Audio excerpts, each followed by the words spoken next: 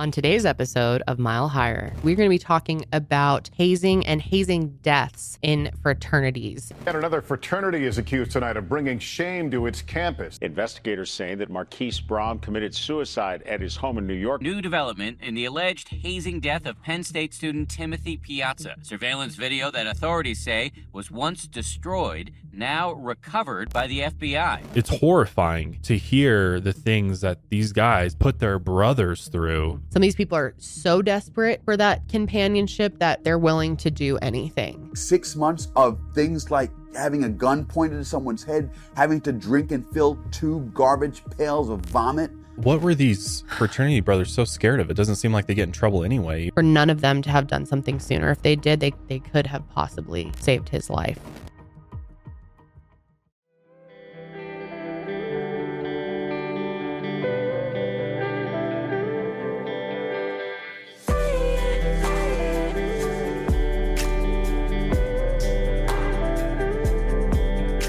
Hey, what's up, everybody? Welcome back to Mile Higher Podcast, episode 256. And today we are going to be diving into a topic that I find highly interesting and important to discuss. I'm very passionate about this issue. We're going to be talking about hazing and hazing deaths in fraternities. Highly disturbing It's would be the words I'd use. shocking, disgusting, disturbing.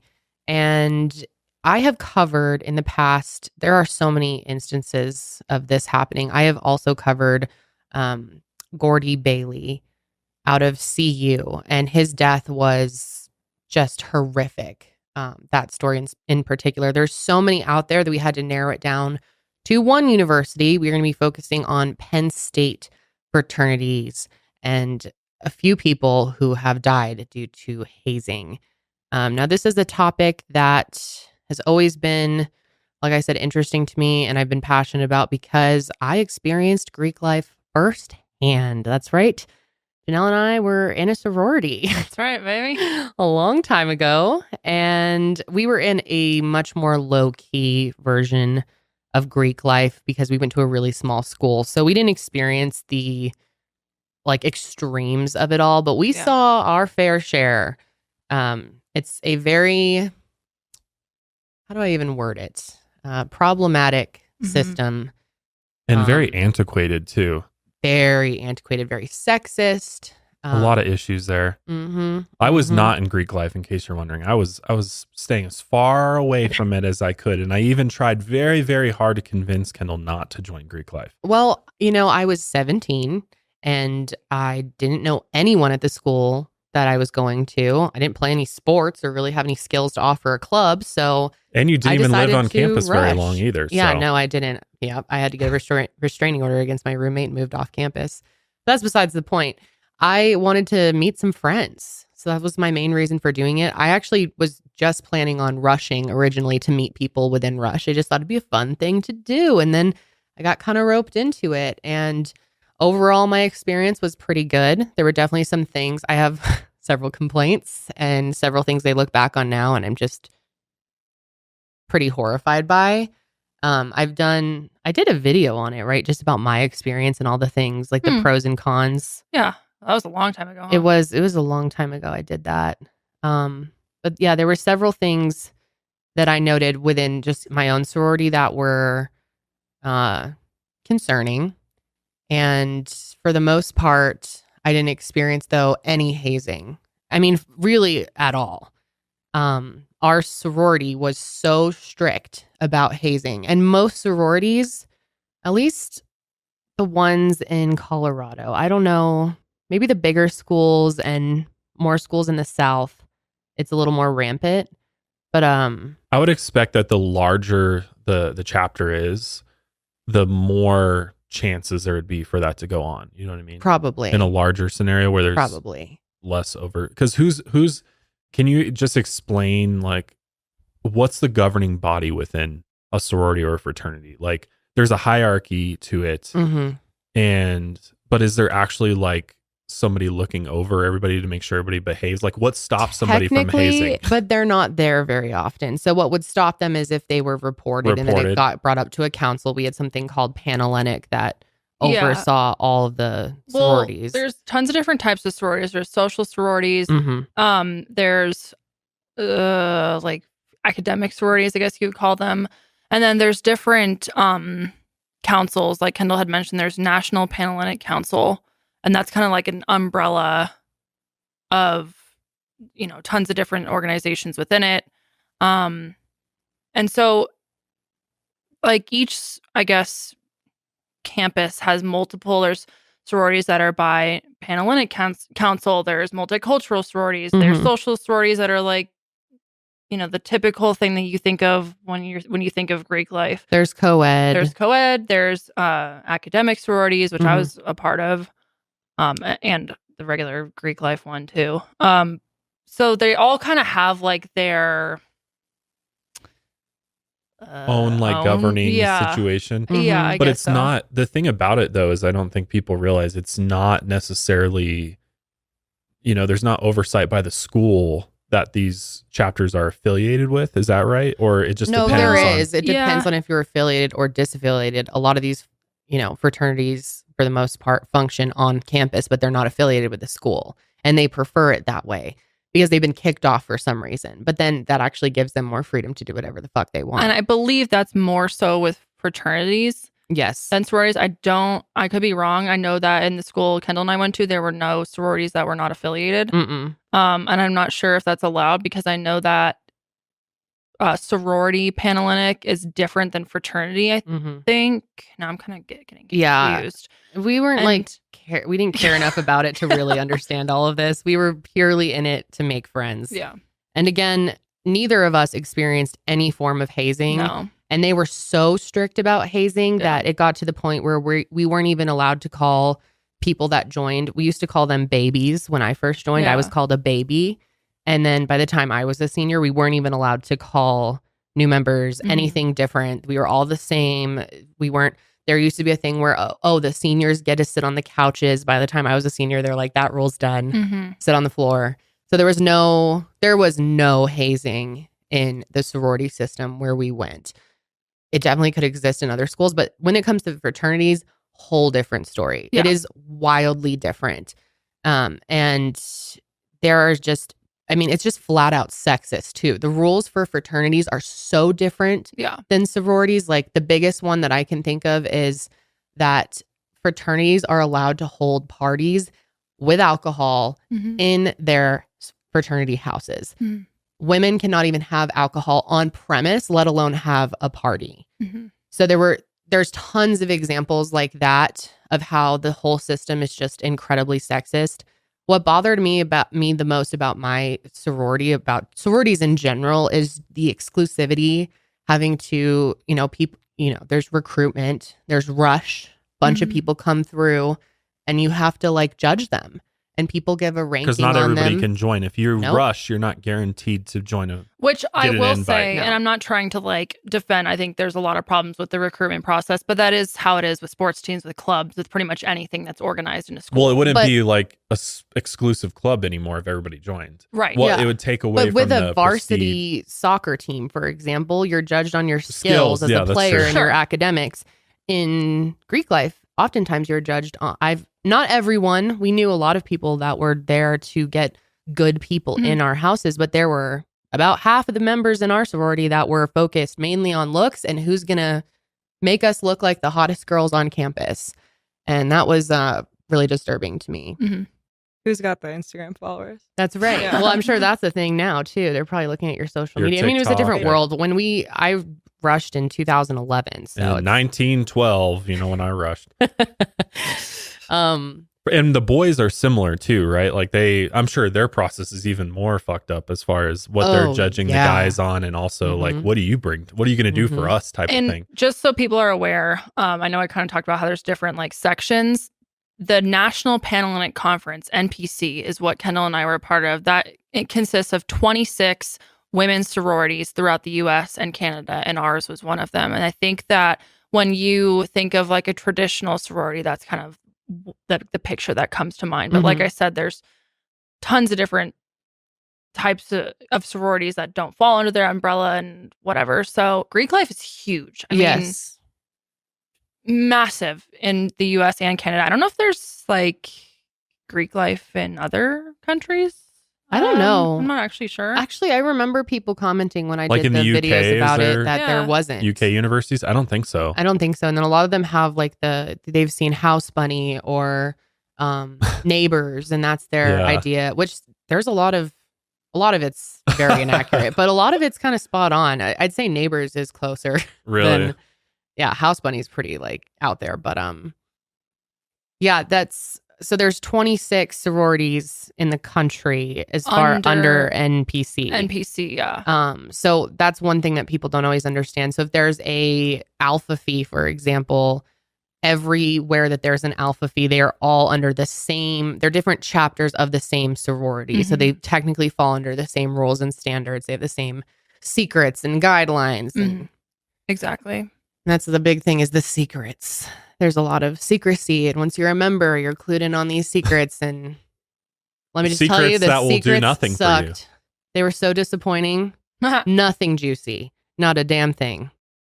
That's a shame. I'd want my money back. I mean, I almost did too. I was like, the I'd fuck be is like, this? this is some Boy Scout. You know, I might as well be in Boy Scouts. or Yeah, it something. was like, here's this. They told us all the secrets one day, and I was like, that was it. So, yeah. Overall, I met some really good friends. Some I've lost touch with pretty much everyone. I've like maybe, I mean, Janelle was always my friend. A few of our from our employees childhood. are sorority sisters. Well, one, Sydney, was in our sorority, and I, Well, she was Janelle, worth too. she was worth it all because she's well, Janelle's my cousin, so okay. But that did bring us closer, I feel like. It did, definitely, because So we just went through college together. But like most of my sisters, not anymore. So also the benefit is, if our daughter wanted to rush for the same sorority, she She'd would be have considered a legacy, a which legacy. she's not doing that. Hell no, my daughter's gonna scoff at that. You watch. She's gonna be like, I'm on the rugby team, baby. I'm blasting dudes over on the rugby field. Well, yeah, it's an interesting culture. Like I said, we went to super small girl or college, so most of the people in it were very chill and low key, and it wasn't. Well, if it was like, I remember in August when like Rush Talk was huge on TikTok. Oh, right, recently. Yeah, now. recently, yeah. like last year. Yep.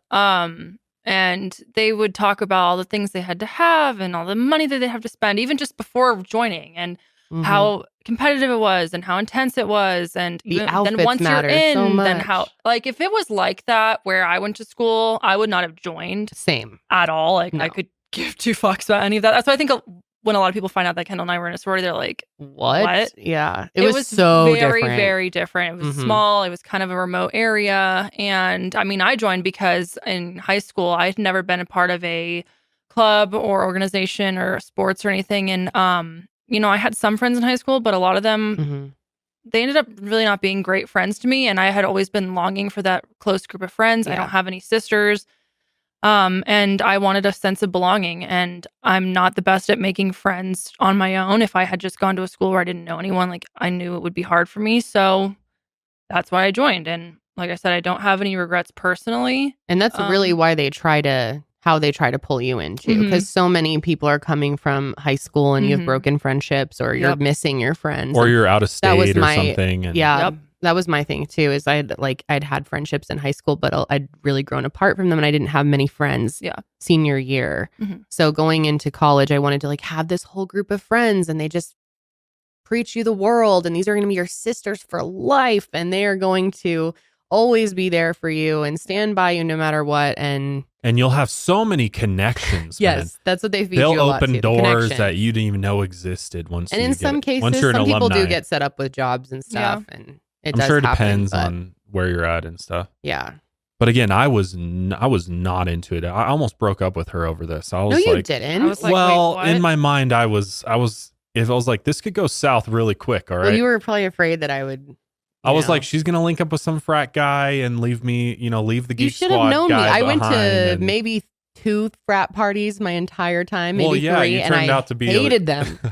Hated yeah, them. you would come back. I had and tell no me about it. interest. The frats to me really grossed me I out. think that's a lot of reasons why people also join, is because you're like connected with the either fraternities or the sororities, depending on what you're in. And I think a lot of people will join sororities because of the fraternities, and you get to like frat boys and everything. Like Kendall said, I mean, that wasn't an interest to either of us, and both of us didn't went care, in relationships that we're both still went into in it to married. this day. Yeah, pretty much. So yeah, for us it was friends, and it did, I will say it helped me keep my grades up because they are strict about your grades. Yep. So for the boys that was too. helpful. I think so. Yeah. I think to some degree they are. Yeah. To some degree. Yeah. I mean, everything's different for the boys though. And we were talking about it before we started here, but the frats are just out of fucking control. As we'll tell you about today, especially over there at Penn State, man. My God, which is the college we're going to be focusing on, because the hazing incidents here often turn deadly, and it's horrifying to hear the things that these guys put their brothers through in order to earn that right.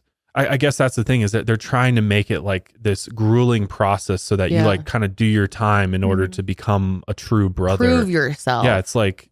Which I will say, you're also hazed outside of Greek life, which we'll talk about here in a bit. But like, for sure. You're hazed in sports. And I mean, the whole idea of hazing in general, when you're joining some type of organization in order to be like actually in it, and like you worked for this, is such a weird concept to me, that you have to like go through being treated like a piece of shit in order to prove your worth into this organization that you're paying for, whether that's sports, club, sorority. They're making money off of you.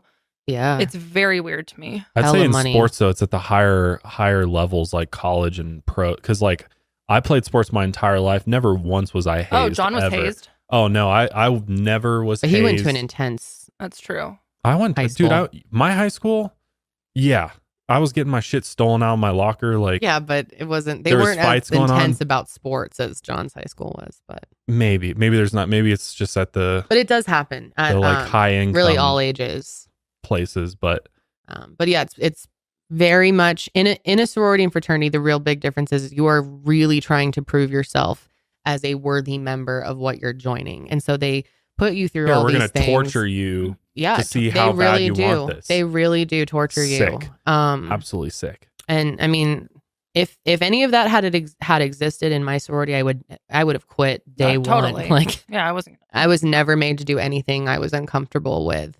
But hearing what other people had gone through, and actually a close family friend of ours went to Penn State and was in KDR, and what he never went into detail with me because he didn't want to freak me out, but he just said, "Wait, really?" Yeah, it was in God, he would have been there in the 80s. Oh, interesting. Maybe late 80s, yeah. And then, another family friend of ours went to our school too, and he was in a fraternity. He was super hazed. Oh, I didn't know that. I'll tell you who in a sec. Damn. But I think for a lot of these guys, they lose sight of, okay, I'm trying to make these people prove themselves to us, and it becomes like the prison experiment, where it just becomes a complete power trip. And because they went through it themselves, so they want their turn. It's my turn. That's kind of the light at the end of the tunnel. Is like one day you'll torture others. I'll torture the freshmen coming in. Yeah. It's just like, it's so toxic, man. It's terrifying. And they're not upfront about this. No, it's not like they tell you what you're about to get embarked on. Of course not. Technically, they're not allowed to do any of it. There's a little. You're gonna be fucked up all the time and abused. Sound fun? So it's just, honestly, it's evil. I think what the fraternities are doing is just downright evil. It is. And it blows my mind that fraternities aren't being shut down or all over the country, because the things that they make people do will shock you. Will literally shock you. If you're not familiar with this world, you're prepare to be shocked at what some of the things that they make you do. Yeah, it's terrible. One of my really good friends growing up, he was my neighbor, and he went to school in Georgia, and he joined a fraternity. He would tell me things, and I was like, "What?" Yeah. Like, just brutal shit. I'm sure a ton of you guys who are listening to this will have your personal stories. Tell us your stories. We want to hear them. If you want to. Yeah, if you want. Yeah, it's rad. It is. It's pretty intense here. So, like we said, we're going to be focusing on Penn State and multiple incidents that happened there. Before we dive in, though, we just want to remind everybody that the new space themed merch collection is live at milehighmerch.com. Mm-hmm. We're actually wearing some of it right now. All 4 of the pieces are being wrapped. Yeah. Oh, yeah. Yeah. Yep. It's selling really crazy though. So hopefully by the time this episode goes out, it's we still aren't available. restocking this. No. So if you want something, jump on it Yeah, right we now have because really limited quantities. once they're gone, it's never they coming gone back. forever. They are pre-shrunk as well, just so you know, and they do run just maybe a tad big, I'd say. Yeah. Across all the sizes. So just keep that in mind when you're ordering. But yeah, available right now, milehighmerch.com. And if you buy all 4 of the pieces from one collection, you get a 10% discount. So if you buy all the Mile Higher pieces, 10%. Same with Sesh. Same with Lights Out. Mm-hmm. And which ones are you wearing? You're wearing the... I believe this is the Cosmic Explorer. I am repping the old Far Out tee. Julia's wearing the We Are Not Alone tee. I love that one. And I am wearing the Infinite Campfire long sleeve. So yeah. Also, before we get into this episode, I do want to issue a large trigger warning to some of you that some of the things we're going to be talking today may be disturbing. We are going to be talking about abuse, sexual abuse, animal abuse, Alcohol abuse. drug abuse. Yep. Physical abuse. Yes. So please proceed with caution. At our house, we are huge fans of HelloFresh because they have saved us so much time and money and delivered us so many delicious recipes over the years. But ever since our daughter was born, we have been on a weekly HelloFresh kick. We actually pay for a subscription ourselves and we get 4 meals delivered to us every single week. And I gladly chef those up for my family. And I gotta say, every single recipe that we've gotten has been absolutely delicious, from the shoyu ramen to the cheesy Parmesan chicken. We had a Frank's hot sauce chicken the other night. It was absolutely delicious. Like, we're waiting for that recipe to come back because I want to have that again. I love HelloFresh because everything is conveniently delivered to your door in a box. All the ingredients are pre-measured, and you can get these mouth-watering dishes on the table in 30 minutes or less. Plus, cleanup is always a breeze. You get farm-to-table quality with every HelloFresh box. HelloFresh's seasonal ingredients are picked at peak ripeness and travel from the farm to your doorstep in less than 7 days for fresh flavor in every bite. And I can tell you from personal experience, that is 100% accurate. Figuring out what's for dinner is not at the top of anyone's summer activity wish list. HelloFresh delivers mouth-watering chef-crafted recipes and fresh ingredients to your door so you can spend your summer doing well whatever you want. We also love HelloFresh because we just hop on their app and we're able to pick our recipes for weeks and weeks in advance. It's kind of a set it and forget it type of thing and just shows up on time. And I got to say, we've never had any issues with any of our ingredients. We have maybe gotten one meal that wasn't the right one. And not only did we get to keep that meal, but then HelloFresh sent us a free one as well. So their customer service is top notch as well. And what I love most about it is that it allows me to be creative in the kitchen. I usually follow the HelloFresh recipes to an extent, but then I like to jazz them up with my own seasonings and ingredients from time to time as well. And it just makes it even better. HelloFresh has saved us endless time from having to plan out our meals, get all the ingredients from the grocery store, and then probably end up making too much food, which goes to waste, and has made our lives so much better all the way around. So if you haven't tried HelloFresh yet, what are you doing? Go to HelloFresh.com/milehigher16 and use code milehigher16 for 16 free meals plus free shipping. Go to HelloFresh.com/milehigher16 and use code milehigher16 for 16 free meals plus free shipping, because HelloFresh is America's #1 meal kit. So each fall, millions of Americans aged 18 to 24 leave home to go to college. Obviously, people go to school at many different ages, but that is the majority statistic. And about 750,000 of those students decide to join social fraternities and sororities. And they're excited to join a brotherhood or sisterhood and give back to the community. But of course, what these groups are most known for is partying. Fraternities in particular are known for wild parties and lots of drinking. As we mentioned, the sororities literally aren't allowed to do that. So mostly the fraternities are the ones hosting those parties.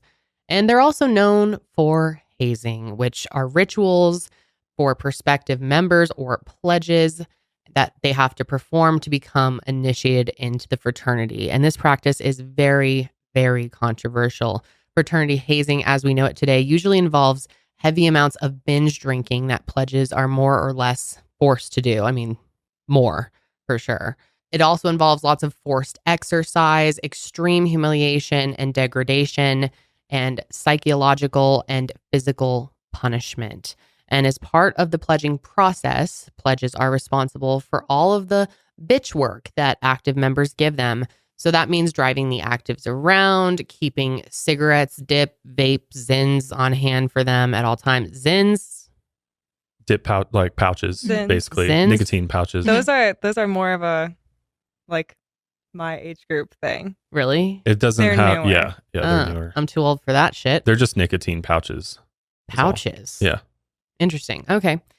They also have to walk or drive girls home from parties, clean the house, do errands, working the door, just stuff like that. And the purpose of hazing is complex. Psychologically speaking, it's supposed to instill in pledges discipline, loyalty, and group conformity. Once pledging is over, it's supposed to give new initiates a sense of belonging and group attachment.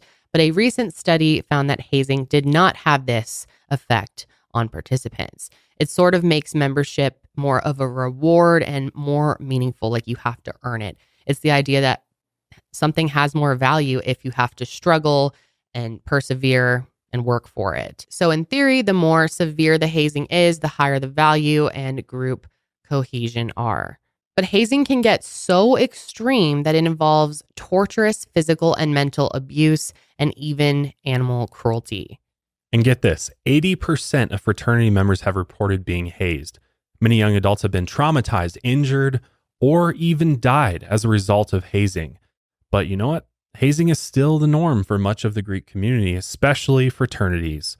Most U.S. states have laws against hazing, but it's still very widespread, and it's really hard to stop hazing entirely because of how deeply ingrained it is in the culture and traditions of these organizations. Hazing in Greek organizations has been around, though, since the 1800s. Today, fraternity hazing usually takes place during the pledging process, and this is a process that lasts about 6 weeks or more, starting from bid acceptance to initiation as full members.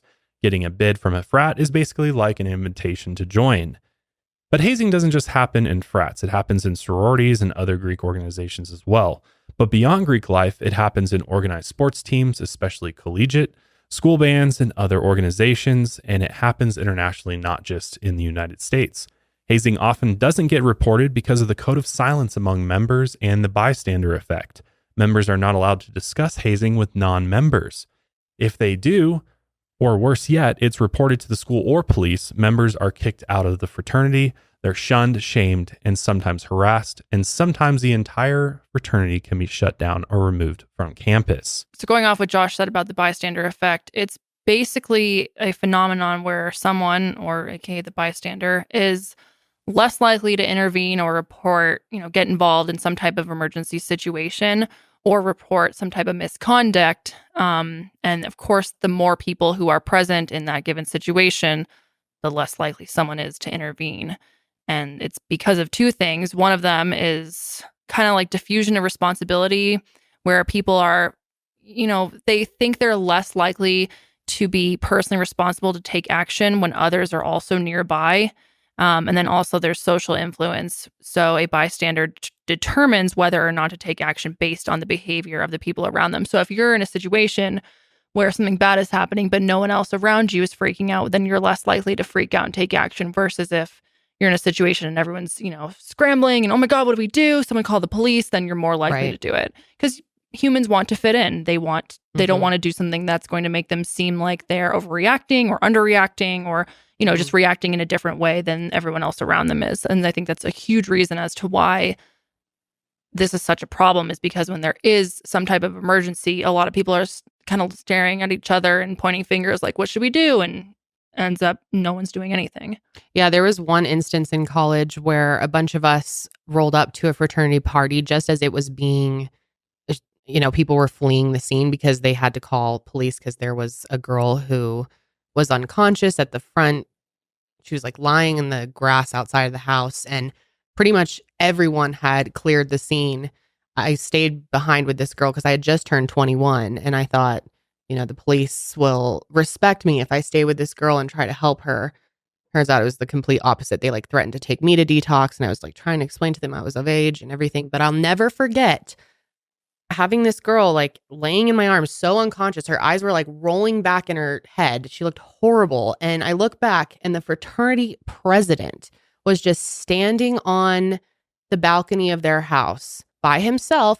Who knows where all the other fucking brothers were, just watching me. Didn't come out to help me, didn't come out to check, was just standing with his hands crossed on the porch watching the whole thing. It's like, because the second they get involved, they know their chances of getting in trouble go up. So they'd rather just like stand there and not do anything. We don't know what happened to her. Exactly. Yeah. Yep. Mm-hmm. Now, I wanted to mention, obviously, it is a rule that they aren't allowed to share what type of hazing they have been through, but all of us have heard of some pretty extreme hazing. So I wanted to give some examples that we have just heard of. I know someone who had to ride in the back of a truck, and every time, they all had handles, and every time they were at a red light, they'd have to drink until the light turned green. I've heard of people being dropped off in the woods and having to drink a bunch and then somehow find their way back. Julia, you've heard some pretty crazy stuff too. I've heard some pretty horrific things. I mean, like, your run of the mill drinking, hazing, those kind of things, the spray painted puzzles and the strobe lights and the, you have to finish a handle and complete the puzzle with like metal blasting all night. And then there's just so many dark things I've heard. Getting locked in a coffin overnight after being dosed with a tab of acid. That's insane. And, if you're an animal lover, you don't want to, this won't be fun to hear, but when I was a freshman, I was looking for a house. We were touring houses, and we get to this one house, and it was the strangest thing. There was a big cage with a squirrel inside. And, me and all my friends, we were like taking videos because we're like, why the fuck is there a squirrel in this apartment? We didn't understand. And later when I came home, I was talking to my stepbrother who went to a school in the South, and he was telling me some of the really insane hazing stories. And he told me one of them, and he wasn't in a frat, but this is just stuff that he heard. And it sounded too crazy for me to believe, but now knowing what I know, like, he told me that one frat had one of their pledges raise a baby squirrel by hand. And then at the end of his pledgeship, he had to stomp it to death on a curb. Ugh. Jesus For Christ. what purpose? What does that even prove? Like, what does that teach you? Like, that you're they're a just sick traumatizing individual? them. Yeah. Like, it was just so disturbing. Like, I thought about it, for days after I heard that, because I'm just like, why? And it was, at one point, that memory came back of that house with the squirrel in the basement. And I like lost it. I just burst into tears because I was like, oh my God, like I didn't realize what didn't it know. was. Yeah. It's almost like they set out to be the most extreme organization that they can possibly be. Like, there's such this, everybody's got to be macho, and you've got to be super masculine, and which none of that really has to do with any of that. That's not, killing doesn't animals even make fall you into macho. that. Makes But you you know a what I mean? fucking Like psycho. that is the goal, right? They want to be the biggest, baddest guys on campus. They want to be kind of, because there's competition within the different fraternities as well. And I just know groups of guys, like there's always this competitiveness between them. So it's obviously like, well, our fraternity's more extreme, more badass because we do this or whatever. And, we only accept the most extreme pledges or whatever into their fraternity, I guess. I don't know. I don't really understand the appeal behind any of that. I think it's also a lot having to do with tradition, because this type of stuff has been going on in the fraternities for so long. So when you join, they're trying to keep it going. It's like, oh, well, we've been doing this kind of shit for years, dude. So it's part of the tradition. We're not going to stop now.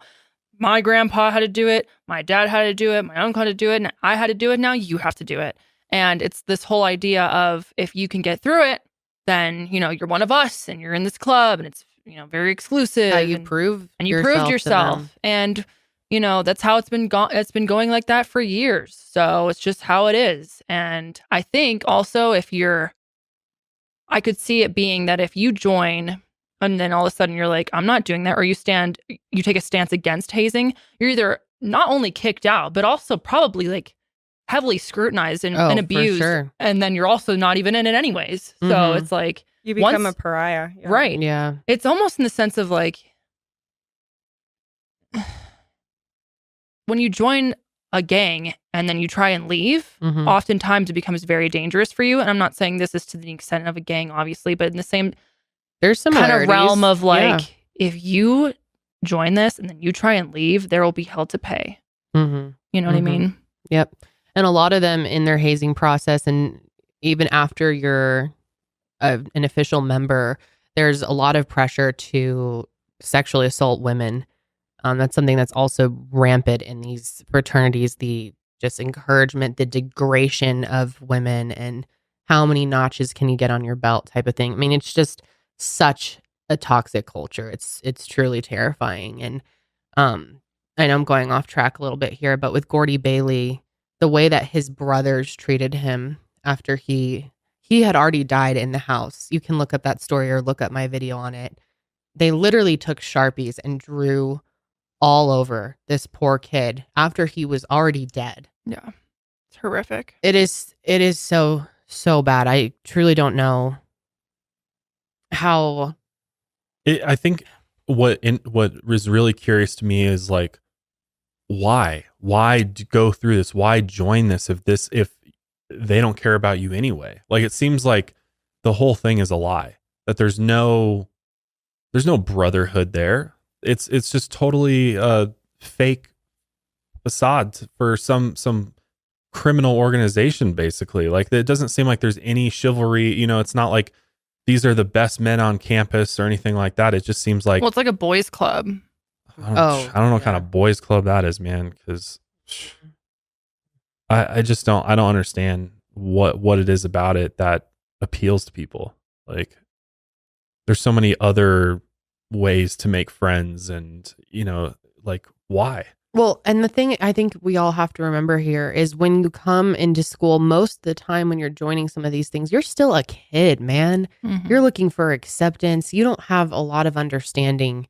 And that's what's really crazy at the end of the day is most of these fraternities and sororities are a bunch of kids in a house trying to govern each other. And yes, you have like people that are supposed to oversee you. They don't fucking come around. Like sometimes you have like a house parent, but they're not always there. But, yeah, they're not there to discipline. It's really a bunch of kids who have no fucking real experience and no concept of life outside of where they grew up and then now this fraternity. Yeah. And their vision is so locked in on that. And it's like in high school, things seem so extreme to you. Every breakup, every time you lose a friend, that, when you're in these situations, it's hard to look past and see the future, right? And to realize that you're only in this for 4 years. Like, it seems like you're everything at that point, that some of these people are so desperate for that companionship, that acceptance, that they're willing to do anything.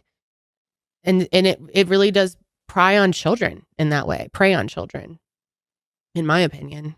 I mean, I was so young joining, like I didn't really think about a lot of the stuff that I was, there were things that went, I mean, I wasn't ever hazed. I never hazed anyone, but there were things that went against my values as a person that nowadays I wouldn't have wanted to participate in. But I was so young and just wanted to be accepted. I understand that to some extent, but I mean, you are an adult still at the time of joining. Of course. these things. I'm not saying you're still. I'm saying, why would someone want to join to go through all of this? Because they're so young and acceptance is so important to you the younger that you are. That's why I think a lot of people are willing to do all of these degrading things. And I think also, to add on to the whole tradition thing, tons of people who go through had their parents go through. And so it's, you're hearing it from your dad, like, oh, you're going to grow up to be this. Or you hear it from your mom, oh, you're going to join this sorority. And so. Yep. We have a friend who their mom from a young age told her, you are going to be in this sorority, period. And they had like a fake initiation for them as kids. It's some weird shit, man. It's a whole very toxic world that goes back years and years and years and years. My parents were like, the devil is in Greek life. Well, Greek life is just they a may mask not be wrong about that. for the devil. And honestly, it's pretty close to hell if you ask me. A lot of these situations are. So 98.7% of fraternity chapters in the United States operate as affiliated with their university. A few schools have unaffiliated IFCs or interfraternity councils, meaning the school basically has no control over them. These IFCs are run by students, meaning they have student-run judicial boards. Affiliated IFCs can use campus spaces and some school resources, but the university actually benefits more from being affiliated. That's because, for one, Greek students tend to be more involved in campus, and they are also a huge draw for prospective students. But of course, probably the most important reason is money. Greek alumni are usually some of the most active alumni, and they're usually the biggest donors. Greek life alumni gives 4 times as much as people who are not in Greek life. And they account for an average of 75% of the total college and university donations. So schools are making hella bank off of Greek life. And I think that's a huge reason why, even though, terrible events occur, they kind of sweep it under the rug because they're making money off these people. And not only do you make money off of them with active members, but then once you're an alumni, you're more likely to give back to your school or give back to your sorority or fraternity. And so, it's a great way for these schools to make money. To keep the carnage going.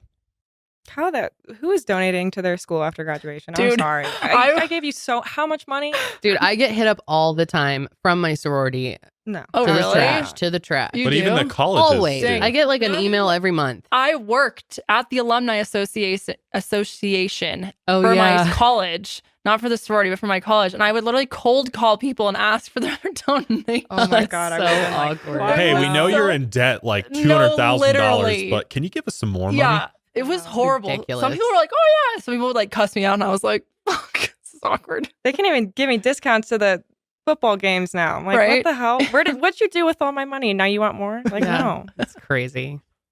Yeah, and then you're like, where's all that money going? Then? Mm-hmm. There's not even enough parking on campus. Seriously. I Like- got so many Yeah. parking tickets. Like, Oh Jesus my Christ. God. Like, there's not even a big enough parking lot for all their students to park in it. And with all that money comes influence. This means that universities have a financial incentive to keep their Greek alum happy. And a lot of the times, keeping those alumni happy means keeping the actives happy.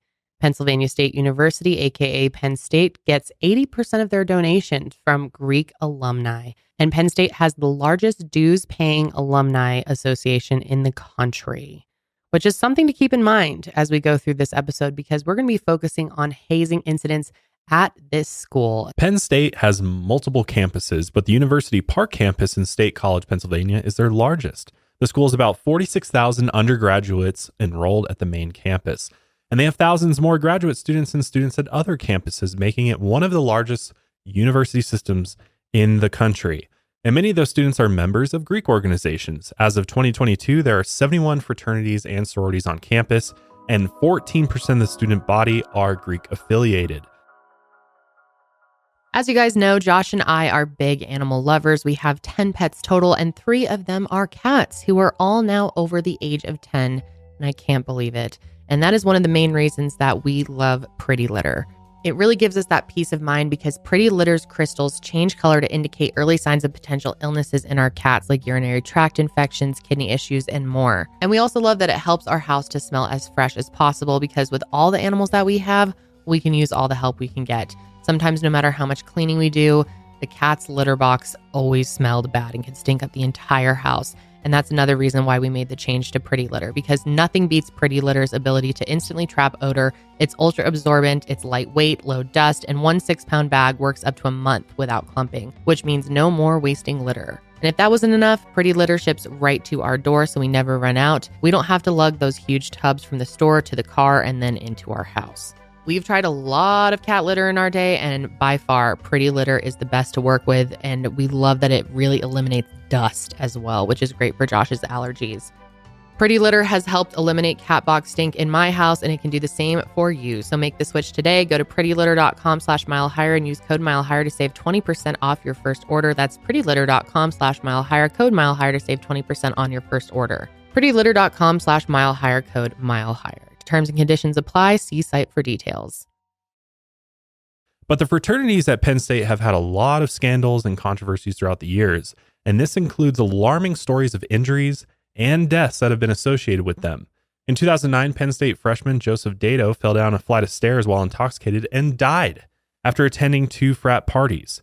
After the school's IFC decided to contract with a security firm named St. Moritz, which this was a move supposedly to prevent more dangerous incidents. St. Moritz was supposed to send out employees to frat parties to do random checks. These employees were supposed to make sure the frats were following all of the necessary safety protocols, but the whole thing was a sham. It was a CYA move that enabled the frats to continue to party and haze as they pleased. The employees doing the checks were not full-time security guards. They were Penn State kids working part-time for the firm. So you can imagine how much enforcing was really going on there. If it's the students, not much. Hazing is really a fact of life at Penn State. Despite what president and administrators and coaches have said, hazing is basically an accepted part of Greek life on campus. And so the partying continued, as did the hazing. And that included fraternities on other PSU campuses, which brings us to Marquise Bram. He was a freshman studying at the school's Altoona campus in 2013 and 2014. He was a happy kid who was very bright and involved with the school. And his parents were a little apprehensive when he said he wanted to join a fraternity because he was already so busy. So here's a little bit more about Marquise from his father, Rich. You are walking. Marquise's entire life was about service. And in his own nature to just lift others. Such a physically beautiful child, such a spiritually and emotionally decent person.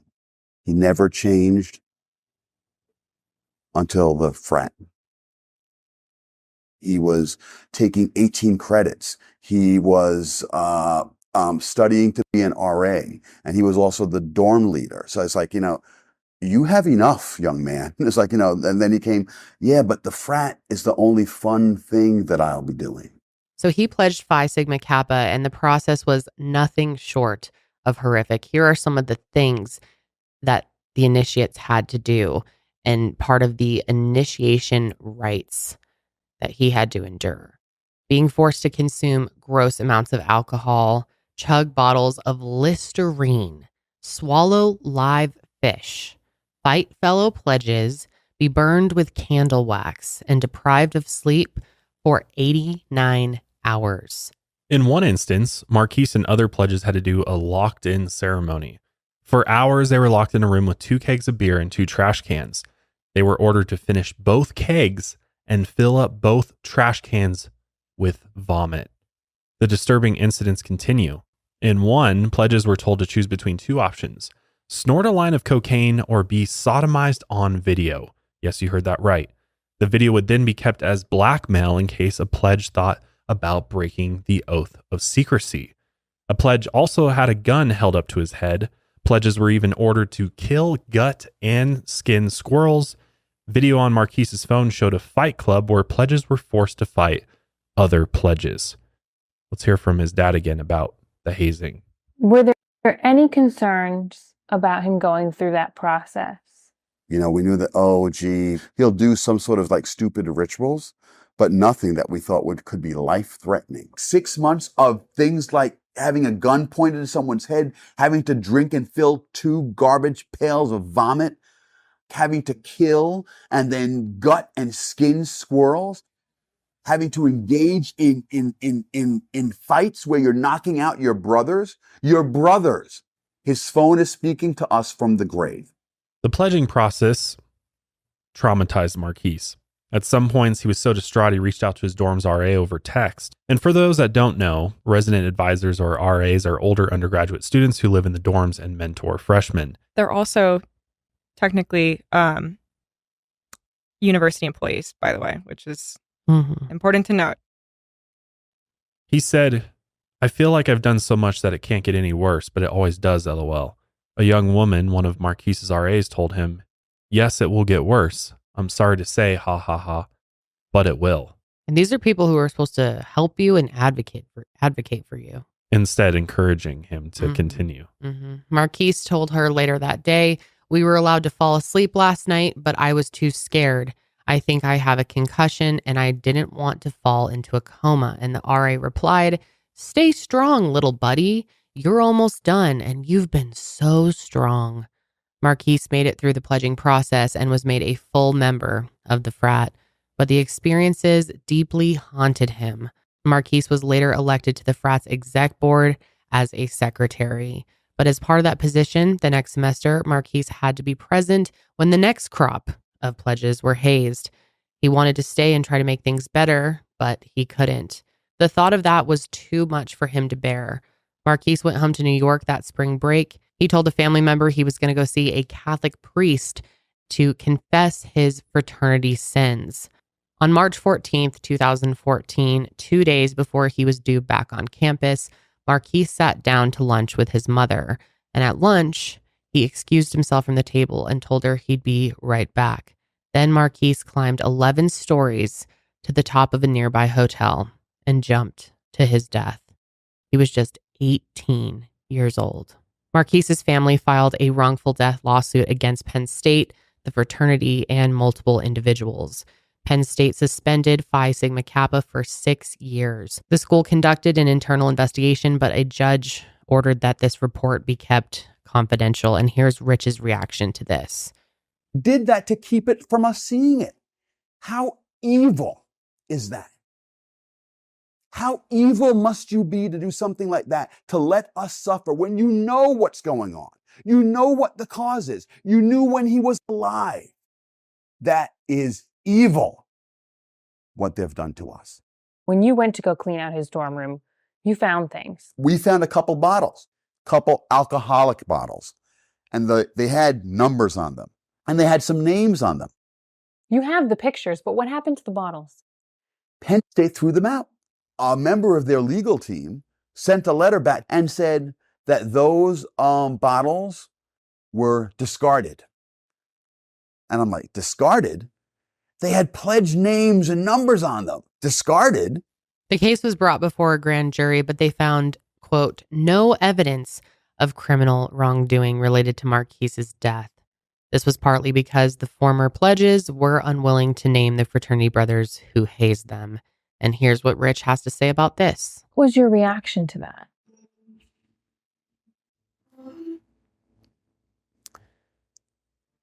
That's why this keeps happening. That was my reaction to this, because no one takes it seriously. It's against the law in the state of Pennsylvania to haze. In the report, the grand jury report, they acknowledged that Marquise had been hazed. The brothers admitted that they hazed him. But the Attorney General's office said, but we're not going to do anything. We're not going to prosecute that. Ridiculous. Unbelievable. I mean, you can just hear the pain in his voice and the anger as well, which fucking pissed you would be as a parent. Like, oh my God. And the fact that nothing was done other than suspending the fraternity, which what does that do really? Not much. Certainly doesn't help them deal with their grief. And then they don't even get to see the report. The next incident we're going to be talking about took place in 2015, just a year after Marquise's tragic death. Penn State fraternity Kappa Delta Rho became the center of a huge scandal. That year, James Vivenzio went to the police with some serious allegations against his former fraternity. One of the allegations stemmed from when James was pledging the frat 2 years earlier. James was hazed severely and reported this to Penn State's Office of Student Conduct. This was supposed to be a confidential report, but James said that right away, the KDR president found out someone reported hazing, and he and the other brothers immediately set out to find out who the snitch was. The Office of Student Conduct sent their chief investigator out to interview James, but despite this, nothing was done to seriously investigate until James went to the police. During pledging, James said that he was burnt with cigarette butts and forced to drink hard liquor without stopping until he threw up. He was also subjected to, quote, late-night lineups that featured force-feeding bucketfuls of liquor mixed with urine, vomit, cat food, hot sauce, and other liquid and semi-solid ingredients. Here are some of the things the pledges were ordered to do, as told by James' lawyer.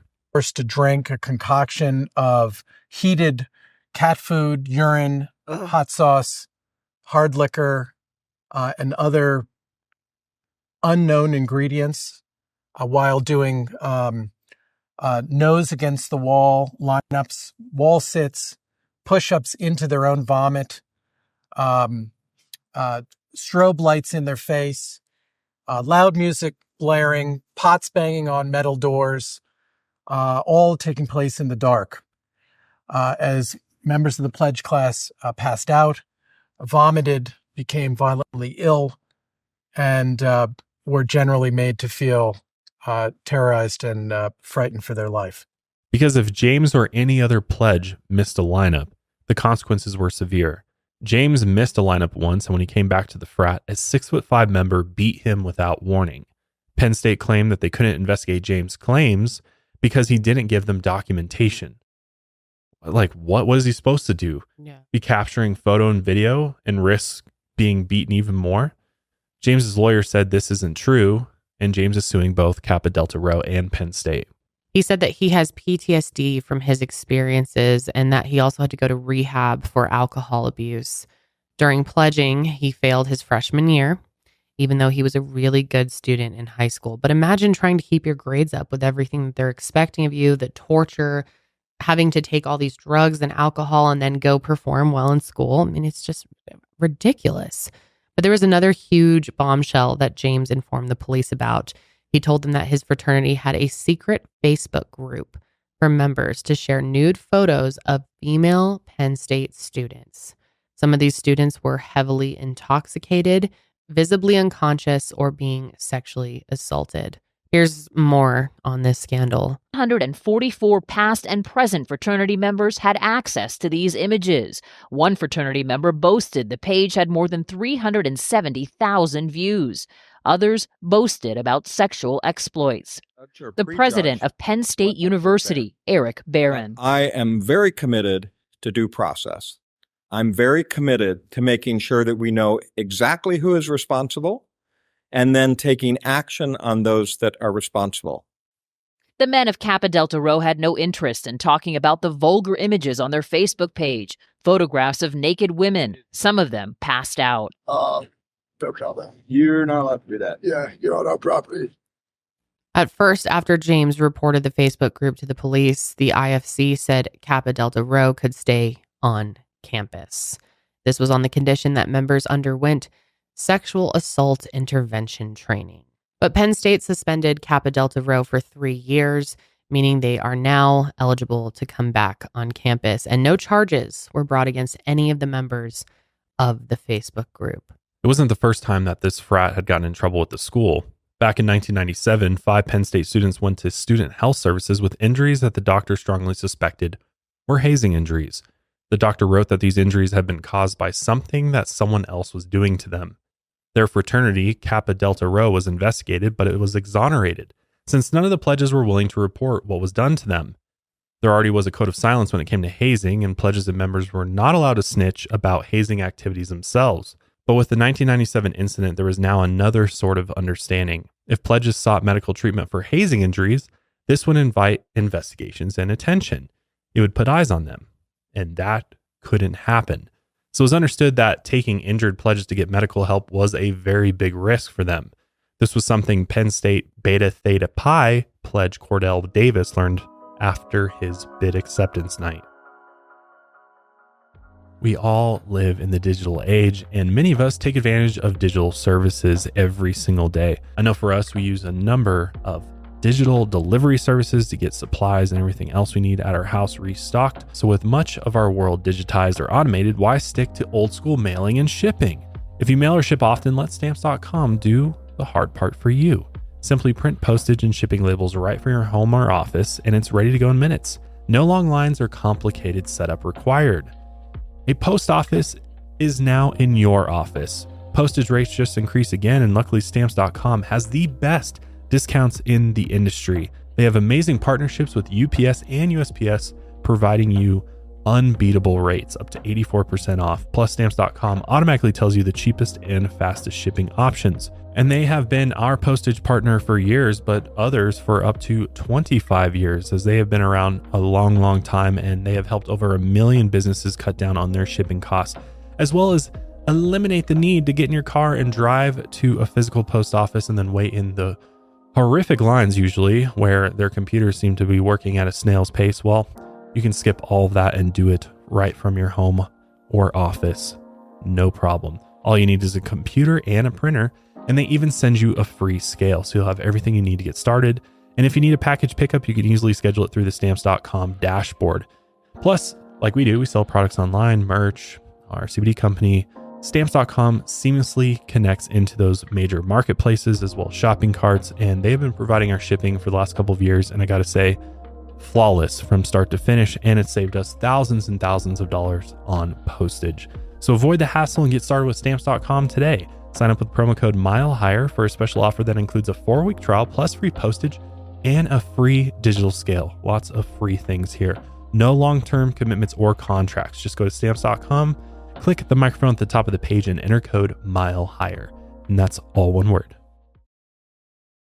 So Cordell was a freshman and a newly initiated brother to Beta Theta Pi as of December 2016. So he had only been an initiated member for 2 months by February 2017. Pledging was very rough for Cordell. The week before initiation, pledges went through Hell Week, which is basically a week where hazing really starts to ramp up. In one event, pledges broke into teams and had to race to finish 3 or 4 different types of alcohol, like a case of beer, handle of vodka, maybe a box of wine. And in another event, pledges had to drink mush, which was a mix of old food and drinks left in the fridge, all blended together. And in another event, pledges were all lined up, blindfolded, and hit with paddles, which paddles are a big part of fraternities and sororities. In fact, when I was in a sorority, we never used them. They were hung on the wall as decoration, but it was still like in our culture to make paddles for other members, which I assume back in the day, even in sororities, they were probably used just to spank They with. were, you would like hit people with them. Yeah. They're like wooden paddles, essentially. I still have mine in our Yeah, garage same. somewhere I do because too. they, at the time, it was like your what they would call your big, which is like your older member in the house that was supposed to guide you. And luckily I had the most amazing big ever. She like really helped me with school and was a really good influence, a good person. But she like put in a ton of work into decorating this thing. And then I made one for my little, and they were like meaningful in our house. Yeah. But the fact that they're still called paddles and they're these symbols of what they used to be used for. Mhm. They're hung up all over fraternity and sorority houses. It's really bizarre. Do the boys decorate theirs, or do they just like No, have I blood think all they're over like them? engraved, kind of. I think they're more like with the wood carved. letters. Yeah. Yeah. And they're like basically, if you find one at a frat, it's like a trophy if you steal it. But Mhm. they Oh, are really? Yeah. Well, there's a lot of stuff that you steal from It's like frats. a that makes known thing that sense. if you steal something from a frat, it's like a trophy. I'm not Composite condoning stealing. I pictures, never yeah. did it. But Well, yeah, fuck. people will steal like composite pictures and shit. I'm kind of condoning it. That's kind of cool to take their stupid paddles. Okay. But Throw it in that anyway, campfire, baby. yeah. In September of 2016, Cordell was actually injured at his own beta bid acceptance night. That night, Cordell was very intoxicated and he fell. And that fall caused a cut on his forehead that started gushing blood. Blood was everywhere, all over his phone and his clothes. Fraternity members did not call 911 because that's the last thing any of them want to do. Instead, texts show that Cordell ended up being in one of the brothers' rooms, and the brother texted the chapter president, Brendan Young, and said, quote, "I need to go to bed. I think he's fine, but he has a bad cut and he's puking." Brendan Young replied, "Is it Cordell?" And the member responded, "Yeah, and I could drive him back." But Brendan Young replied, "Not worth it. Let him sleep." So nobody from the frat took Cordell to get help until the next day. And the members didn't take him to the university health services, likely because a doctor would have suspected hazing. Instead, they took him to urgent care. The incident left a scar on Cordell's forehead that he still has today. Sadly, the next semester's bid acceptance night would also lead to a pledge being injured and not getting medical care. But this incident was fatal. Cordell would be there that night, chatting with the pledge named Tim Piazza. Neither of them knew that in a few short hours, something truly terrible would happen. But before we get into that, we're going to talk a little bit more about Tim and the person that he was. Timothy John Piazza was born on September 25th, 1997 in Edison, New Jersey to his parents Jim and Evelyn Piazza. He had an older brother named Mike, and Tim had lived in Reddington Township, New Jersey his whole life. Tim was a happy-go-lucky kid who was very close with his older brother. He had flame red hair that he used to insist was brown as a kid, but as he got older, he grew to love it. He was funny and kind, always goofy and pulling practical jokes. At Hunterdon Central Regional High School, Tim was on the football team and ran varsity track. And when he started out high school, he was shy and always turning red when talking to girls. But he had a growth spurt and really started opening up. At 6'1", his friends described him as a gentle giant. He was very protective of more vulnerable kids his age. Tim was a very caring kid. In high school, he was a peer-to-peer counselor, talking directly with fellow students about safe sex and drug education. And this is how he met his girlfriend, Caitlin. He also volunteered helping teach special needs children football, basketball, and baseball. Tim's family had always been huge Penn State fans. His brother Mike decided to attend the college, and the next year, Tim did the same. At the time of these events, it was 2017, and Tim was a 19-year-old sophomore at the school. He was studying mechanical engineering, and his ultimate goal was to use that degree to help create high-tech prosthetic limbs for children and soldiers. And Tim really excelled his first year at school. He continued his work volunteering and helping others. Tim's passion was Thon, the Penn State Dance Marathon. Tim was a member of the Thon's operations committee. He was also on the executive board of IUTA, which is a special interest organization benefiting Thon. Charity dance marathons are student-run events that raise money for youth programs, usually children's hospitals or childhood cancer treatment. Thon is a big deal at Penn State. They raise money for childhood cancer, and it is the largest student-run philanthropy in the world, actually. They've raised over $200,000 and have over 16,000 student volunteers. Tim was doing well socially, but his friends and family believed that he was interested in joining a group with a real sense of belonging. So he was attracted to the idea of joining a fraternity, of course, and he wanted to join for that sense of brotherhood and belonging. For him, it wasn't the partying. Tim had told his parents that he was interested in rushing. His dad was not big on the idea. He thought the whole thing would distract him from school, and Tim was a really studious kid. Tim's parents hadn't been involved in Greek life when they went to college, so in the fall of 2014, when Tim was a freshman, they attended an information session at the school to learn more. A university official informed the crowd of parents that there was no hazing at Penn State. There was a long, uncomfortable silence, and then one by one, parents raised their hands to tell the official that their sons were currently being hazed. Jim sort of tried to talk Tim out of rushing, but Tim decided he was going to go through with it, and after the rushing process, he got a bid. It was from his top fraternity choice, Beta Theta Pi. And Tim's choice to rush Beta actually was kind of reassuring to his parents. That's because Beta at Penn State was supposed to be a no alcohol, no hazing frat, so they were supposed to be a dry frat. What had happened was Beta had been kicked off campus in 2009 by nationals for a series of alcohol violations, but they were eventually allowed to come back on campus the next year with the condition that they reopen as a dry house. Donald Abbey, a billionaire alumni and Beta brother, visited the house in 2004, and he was so disgusted by the living conditions that he gave the house a lavish $8.5 million renovation. It was one of the most expensive frat renovations in history.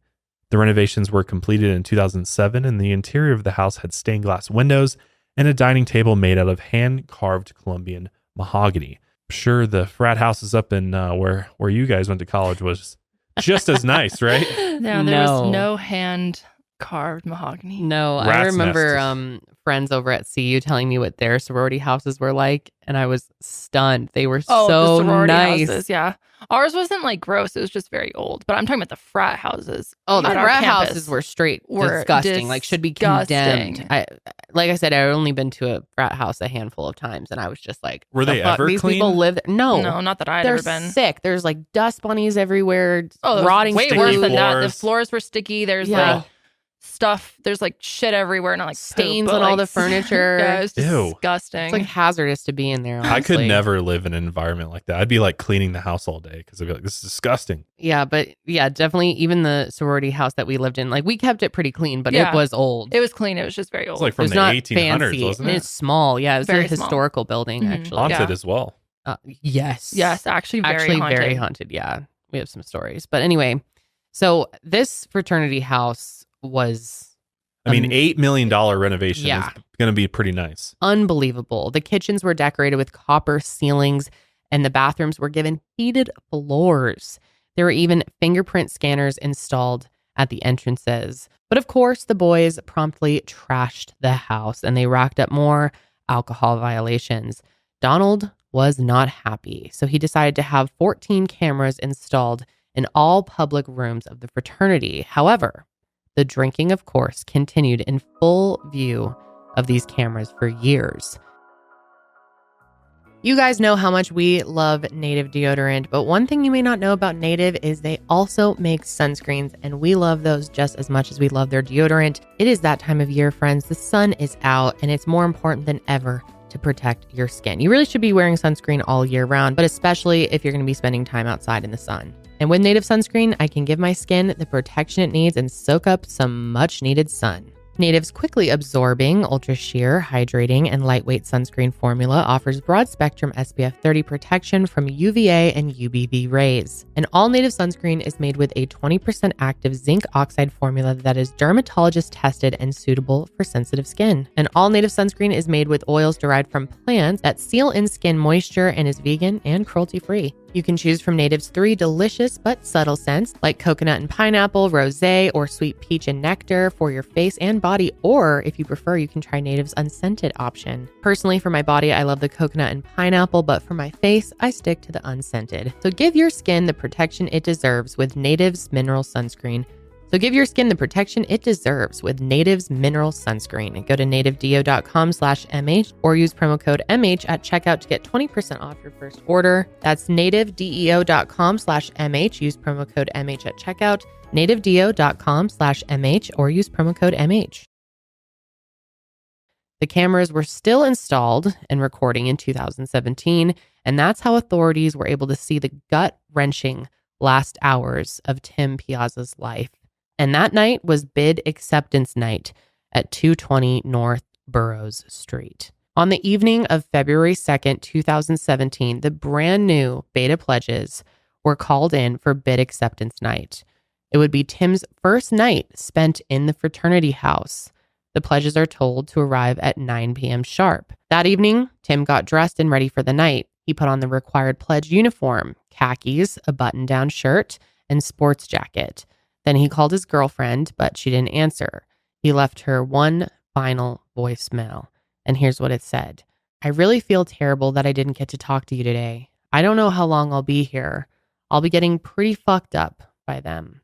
I'll call you when I'm on my way back. Otherwise, if I don't talk to you tonight, I love you. And then Tim left his dorm for the last time and headed to the frat house. That night, there were a series of initiation rituals that the new pledges were supposed to complete. One of these included the gauntlet. This is an obstacle course that pledges had to run through and drink lots of vodka, beer, and bagged wine. Much of the night was captured on CCTV, and we can piece the timeline together from court documents. The pledges all filed into Beta's Great Hall at 8:56 p.m., and all the lights are off except for one in the front of the room. The light illuminates the faces of Pledge Master Daniel Casey, Chapter President Brendan Young, and Vice President of Recruitment Ryan Burke. At 9:06 p.m., the pledges are led out of the room. 10 minutes later, the first pledge begins the gauntlet. Tim begins the gauntlet at 9:21 p.m., and the Pledge Master hands him a bottle of vodka, and Tim drinks from it heavily. Then Tim is handed a beer by brother Nicholas Kubera, and he shotguns it. At 10:31, so about an hour later, the pledges begin to walk up from the basement. They all look visibly intoxicated. In the span of 82 minutes, Tim has consumed at least 18 alcoholic drinks. At the conclusion of that binge, his blood alcohol concentration was somewhere between 0.28 and 0.36. I just want to stop for a moment, and really that's a lot. Let that sink in. In less than an hour and a half, 18 drinks. 18. That's unbelievable. I don't even think I've ever had 18 drinks in a day, a weekend. That's just so much. And not just 18 beers, too. Hard liquor. How do you even function at that point? I guess you don't. No, you don't. And that's what they want. At 10:40, a brother named Lars Kenyon helped Tim to a couch in the Great Hall. Tim was staggering and hunched over as he walked, and 3 minutes later, Nicholas Kubera came over and encouraged him to stand up. Nicholas helped Tim walk through the dining room and kitchen before returning to the living room. At 10:45, Tim stands up without help and staggers to the front door. He tries and fails to open it, Then he staggers towards the basement staircase, passing brothers Jerry Coyne and Luke Visser on the way. Then Tim, in his heavily intoxicated state, falls down the stairs, and he likely suffers significant head trauma, including a skull fracture. A brother hears the fall and looks down the stairs and sees Tim face down at the bottom with his legs still on the steps. Brothers Ryan Burke, Luke Visser, Greg Rizzo, and Jonah Newman carry Tim up from the stairs at 10:47 p.m. He is limp, and there's a visible bruise on his abdomen. The boys put Tim on the couch. And little does anyone know at the time, the bruise on Tim's abdomen is actually from a spleen laceration that he has just sustained. And blood is spilling into his body at this point.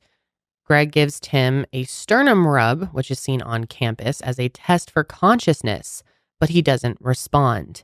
2 minutes later, Greg throws a beer in Tim's face, but he still doesn't respond. Another brother then throws shoes at him hard. Ryan then lifts Tim's arm, but it immediately falls back down. At 10:55, Jonah grabs a backpack and puts it on Tim to stop him from rolling on his back. At 11 p.m., brother Ryan Foster sits on Tim's leg so that he doesn't roll over. 12 minutes later, Jonah sits on Tim's leg to stop them from moving. At 11:14, Cordell Davis walks into the Great Hall and sees Tim lying on the couch. He leans over Tim to get a look at him and notices that he's in rough shape. He turns to the brothers and looks really animated. He points to his head and then points at Tim. Cordell testified that he was screaming and yelling at the brothers, telling them that they needed to get help and that Tim needed to go to the hospital. Jonah then shoves Cordell up against the wall and tells him things are under control. Here's Cordell talking about what happened that night. So as I walked into the room, there were people surrounding him, kind of pointing and laughing. And I said, "What's happening?" I said, "Why is Tim on the couch?" And they were like, "Oh, he's just fine. He's just had too much to drink." And I'm like, if he had too much to drink and if he's on the couch, this is kind of a bad situation. And they're kind of brushing it off, saying, "No, like, he'll be fine. He needs to sleep it off." And then they were like, "Oh, well," they're like screaming. They're like, "Tim fell down the stairs too." No one thought to call 911. You didn't think to remove yourself from the situation and get your friend help? I did. I said he needs to be at the hospital right now. I said we should call 911, get him in an ambulance. And I'm screaming. I'm very I'm being very obvious with my thoughts. And I was kind of like, shut up. I got thrown against the wall.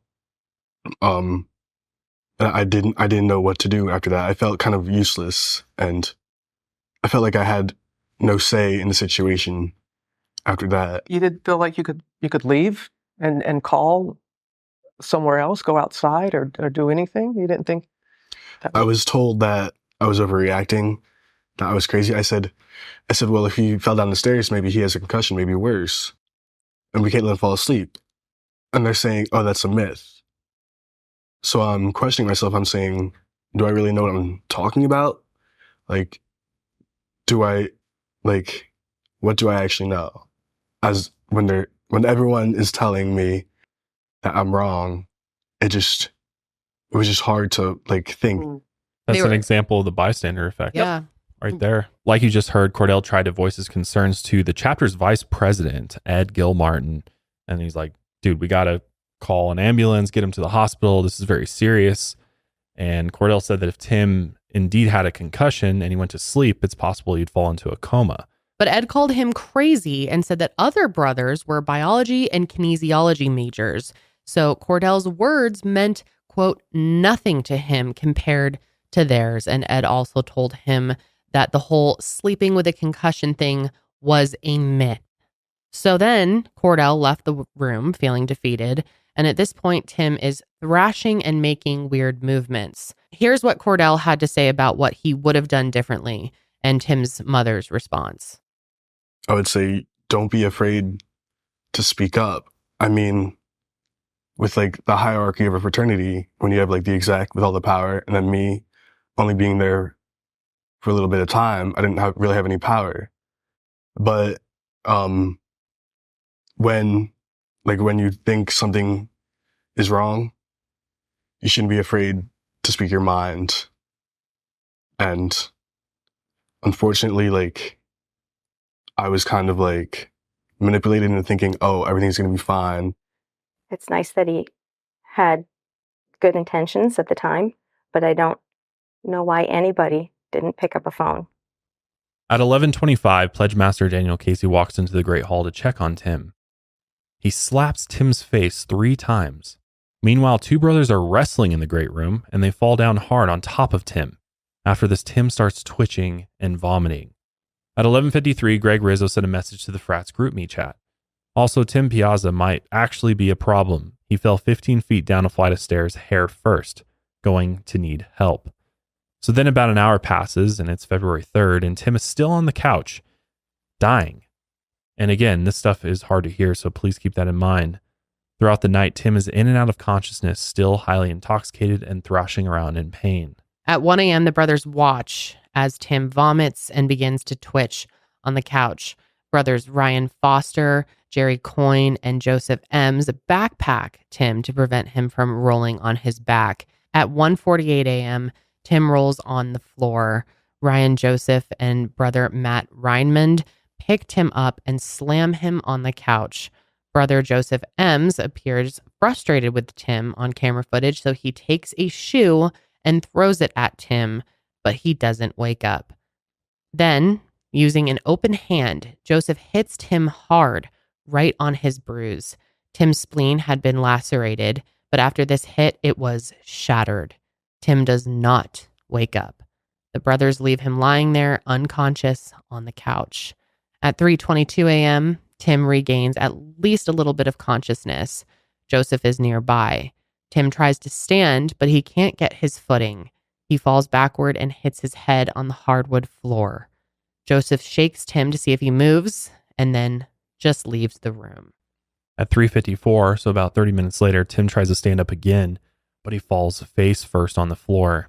And he lies there until 4:59 a.m. And at this time, Tim is able to stand and he starts to stagger towards the lobby. But a few seconds later, he falls into an iron railing and onto the stone floor.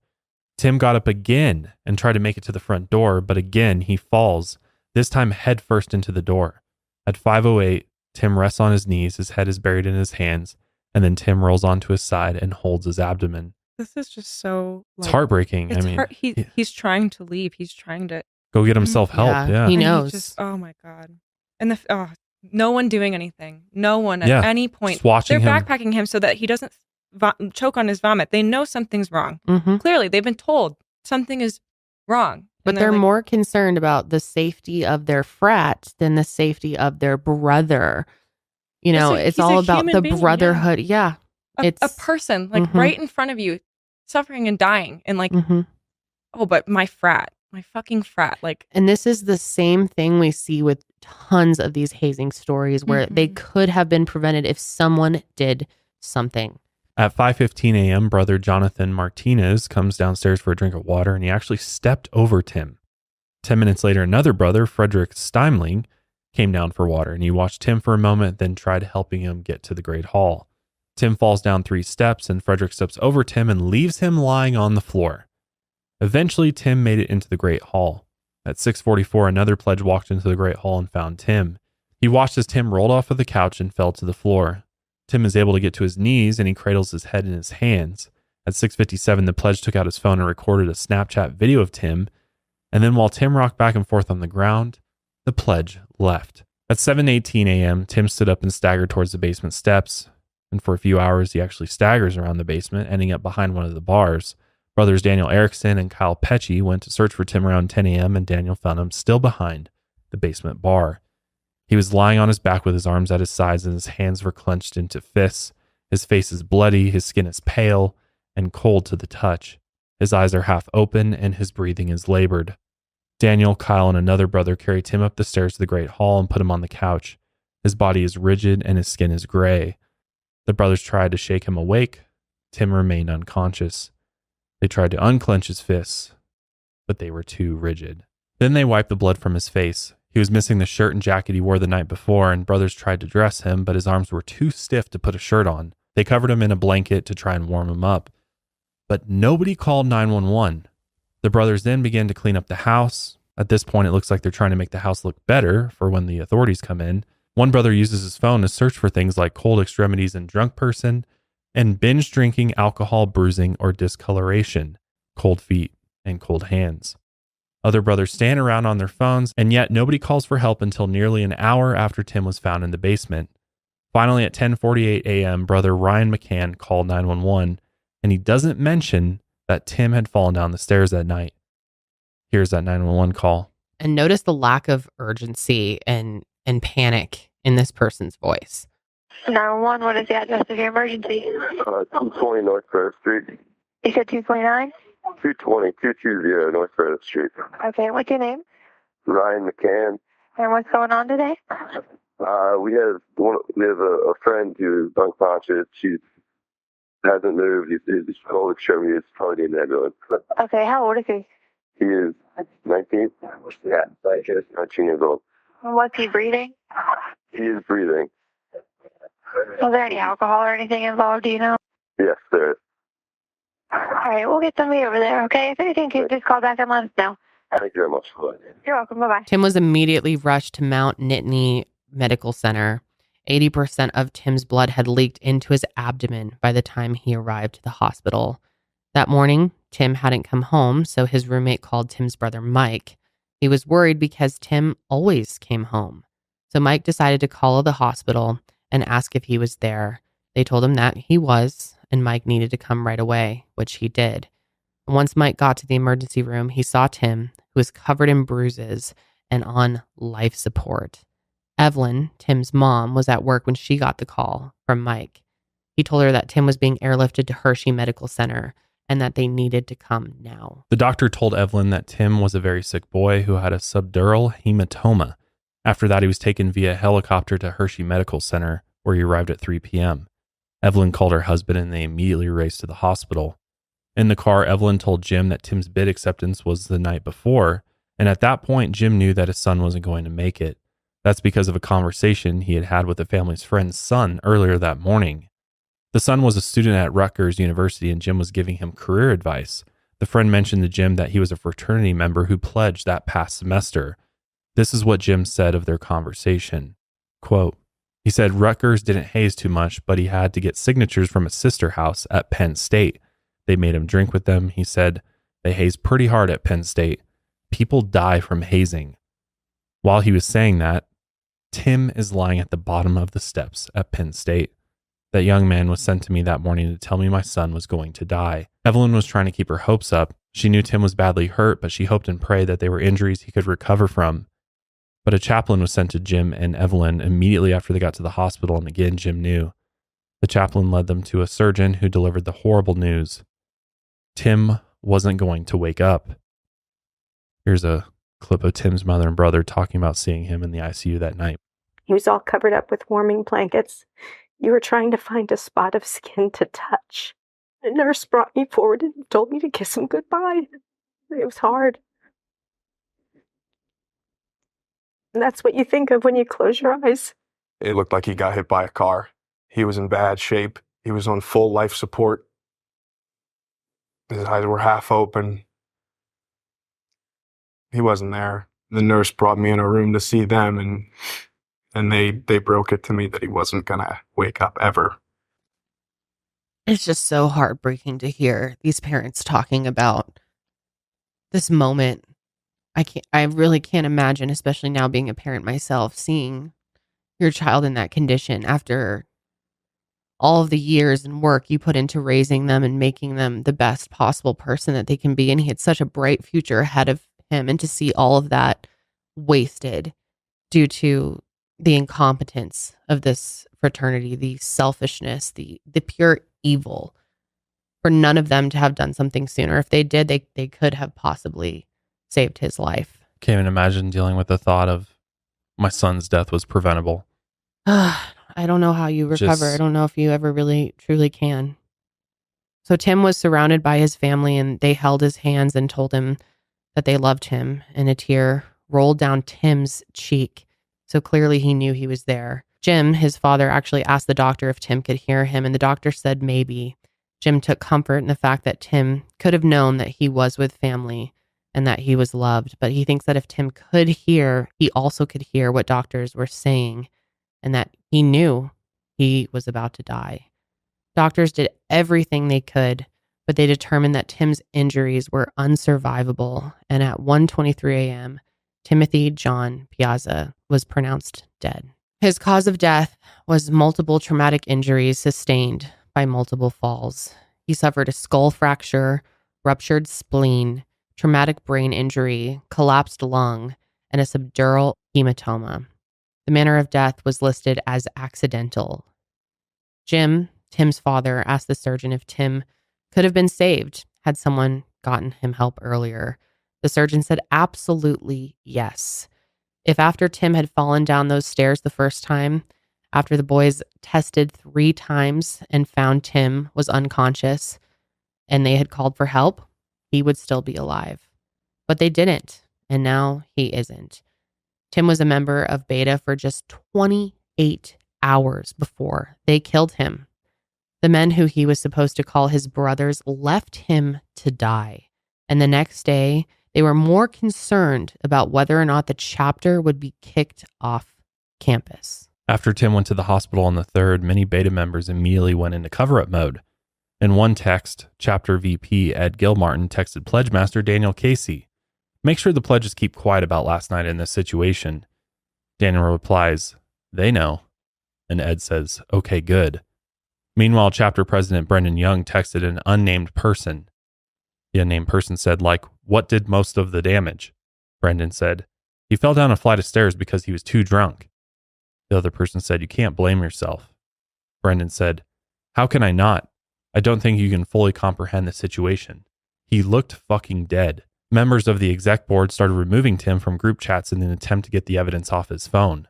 They deleted their own group chats, text messages, and Google searches to try and cover their tracks. Idiots. And they even tried to erase the camera footage showing the night and morning of Tim's death. Texts from hours after Tim went to the hospital show that brothers conspired to erase camera footage from the 2nd and 3rd. One member, Adam Mengden, wrote, "Erasing the cameras could be the look as long as no one found out." Member Braxton Becker replied, "I think the exact same thing. The guy told me to check them in a few days and make sure they were recording. I could say I checked and they weren't and just turned them on. I want to talk to Brendan." Later that day, Daniel Casey asked Braxton, "What times did they take the tape of? Is the obstacle course in it?" Braxton replied, "Nah, they took the tapes from 7 and 9:30 a.m. Casey said, "Fuck yes." And Braxton said, "We should be good on that front at least." These fuckers. It's wow. Ridiculous. On February 5th, after Tim's passing, many of the boys were still worried about themselves and their stupid house. Brendan Young was texting with another member who asked, "Between you and me, what are the chances the house gets shut down?" Brendan replied, "I think very high. I just hope none of us get into any lawsuits." The other member asked, "You think they are going to sue us?" Brendan replied, "It depends if they want to go through with it or just distance themselves from us altogether." On February 6th, a fraternity brother, allegedly Braxton Becker, deleted the camera footage from the 2nd and 3rd. Police were originally told that the downstairs cameras hadn't been working that night, but they actually had been, of course, and Braxton allegedly deleted the footage while the police were inside the house. At that point, the brothers thought that their tracks were covered, but investigators were able to recover that footage. The security firm St. Moritz was supposed to save Tim's life, in theory, but in fact, only a few minutes before Tim fell down the stairs, 2 St. Moritz employees arrived at the Beta house to check the party. They walked through the house and saw numerous rule violations, and they reported none of them. The checkers left, and the fraternity brothers were allowed to keep the party going. And these checkers can't be identified because both St. Moritz and the IFC claim they have no records from that night. In response to Tim's death, the university permanently banned Beta Theta Pi from the campus. The school took control of the frats out of the hands of the IFC, run by frat brothers, and into the hands of the Office of Student Conduct. The party checks would be conducted by university employees, not St. Moritz. A grand jury indicted 18 Beta members on over 1,000 counts, including hazing, furnishing alcohol to minors, evidence tampering, assault, and involuntary manslaughter. 8 of them were charged with felony aggravated assault and misdemeanor involuntary manslaughter charges. Here's a compilation video of some of the boys' lawyers defending them. The video I saw, fuzzy as it is, Joey may have reached down to arouse him, but he certainly didn't punch him. And it's But does clear, it concern you that Joey didn't call for help? Didn't call well, he's police? not charged with that. It concerns me that no one called for help. Sad, tragic event. But for Joey M., it's not a criminal. It's not a criminal case. 19-year-old Luke Visser is charged with involuntary manslaughter, aggravated assault, and hazing. The charges leveled against my client, Luke Visser, are wholly and absolutely unjustified, unwarranted, and just simply without any basis. It's a tragedy, but, that doesn't mean there was any intent involved in any of this. But the charges and number of defendants were whittled away. Prosecutors couldn't get the most serious charges of involuntary manslaughter and aggravated assault to stick, so they were dismissed. When this was announced in court, the 16 brothers backslapped and fist bumped each other in celebration. As time went on, over a dozen brothers pled guilty to minor charges related to alcohol or hazing. Most were sentenced to probation, community service, or short periods of house arrest. 2 brothers had all of their charges dropped. Chapter President Brennan Young and Pledge Master Daniel Casey are still awaiting trial. How seriously the school is taking these sanctions on Greek life remain to be seen. Penn State had banned Beta Theta Pi from campus, but only a week after the most serious charges against the brothers were dropped, Penn State Beta alumni got an email. It was an invitation for alumni brothers to stay at the house during fall football weekends. The Piazzas filed multiple civil lawsuits, including a wrongful death suit against many Beta brothers, the national organization, Penn State school administrators, and St. Moritz. In 2018, Pennsylvania passed the Timothy J. Piazza anti-hazing law. Now cases where hazing results in serious injury or death are third-degree felonies. New Jersey passed a similar law named after Tim in 2021. Today, Beta Theta Pi is still permanently banned from Penn State. The former frat house still sits vacant due to a legal dispute. The house has been occasionally used by Beta alumni to stay in for football games. It's owned by the alumni-run Beta House Corporation, but the school is trying to buy it. Tim's parents hope that the school gets control of the building. That way it can be demolished or converted into an engineering building named after Tim. Penn State had talks of getting rid of Greek life entirely, and they imposed restrictions on Greek life after Tim's death.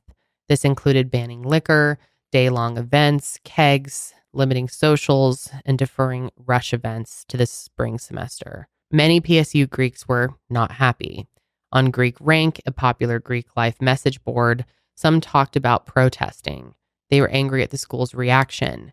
They knew how much Greek Penn State alumni contributed to the school financially, so they wanted them to send the school a message. But 6 years after Tim's death, there were reports recently that Penn State University is thinking of rolling back the rules they implemented in 2017. This will put the control of the chapters back in the hands of the IFC and out of the school's hands. These rules were implemented as part of the settlement with the Piazza family. The family always thought that these rules would be permanent, and they weren't aware that the university was in talks to roll them back. So you might be wondering the state of things at Penn State today. Here's a post from a recent former student about their experience and why they transferred. The title of this post is Penn State Could Care Less About Students. It says, I am a current student at PSU UP, and I wish I could go back 3 years to high school and unapply to this school. The first few weeks here were great. The parties, the drugs, football games, everything seemed perfect until one random Tuesday in February my freshman year. I lived in Pullock Halls right across from the shared bathroom, and one night, my roommate and I heard screaming and crying coming from the bathroom. A girl on our floor was being assaulted, so we called the police immediately. They caught the kid who attacked her, but nothing, and I mean nothing, happened to him. Penn State swept it under the rug like they do every assault case they have, aka Sandusky, and nothing disgusted me more than my best friend getting roofied at a fraternity, getting a toxicology report, and Penn State still not caring that students are drugging one another. Coming from a university that got the state of Pennsylvania to put laws in place due to our hazing, they shouldn't take a roofie incident so light. Penn State has absolutely no regard for their students unless they are some kind of athlete. The school's main focus is not on educating their students, but making sure football pumps out enough money. The school, just in general, treats you as if you aren't a person, and I came from a high school that I used to being just another number, but this is on a whole nother level of no care for the students. If you're currently in high school reading this, save yourself the stress and don't come here. A Hulu series based on the Atlantic article on Tim Piazza's death and the dark history of fraternities at Penn State is actually in production. Jim and Evelyn Piazza are now anti-hazing advocates who tell Tim's story to college students across the country. They are sometimes joined by Marquise Bram's parents, who are also anti-hazing advocates. They miss their boys terribly, and they hope that by telling their stories, they can prevent other students from becoming victims. But sadly, there are tons of people who have been negatively impacted by Greek life. According to Investigate TV, within the past 2 decades alone, more than 60 men have died while attempting to join a fraternity. They also claim that in an analysis of 342 hazing cases at 35 universities since 2017, only 10 of these cases ended up in a frat or sorority being expelled from campus. And in 3 of those cases, a pledge died. Yeah, there's many more stories that I would like to cover. If you guys are interested in us jumping into some of those, I think these are important stories to tell. Tim had a whole life ahead of him, and he was really looking forward to it. We're going to leave you with part of Tim's letter to his future self, and this is heartbreaking. He wrote it his junior year of high school, and it was meant to be opened in 5 years, and he would never live to read it. Dear Tim, hopefully all is well. How is everything? Have you achieved what you wanted to? I hope we have made it. My goals are to go to a good college. Hopefully you have a good major too, maybe engineering or whatever. Also, hopefully you aren't sad or an angry person anymore. I hope our depressed feelings have been cleared up. Also, the muscle pains. Now, I want to tell you some things that I know now that I know should happen or you need to do. 1, good college. 2, good major. 3, girls. Maybe you've gotten better. 4, don't sweat the small stuff. Relax a little and enjoy life. 5, find happiness. Not everything is on a silver platter. You need to find what makes you happy. Contact your old friends. Contact family more. I don't know how long any of us will be around, but cherish everyone. Cherish everyone. Everyone is important. Everyone is worthy of being treated like they matter. It is not hard to be kind.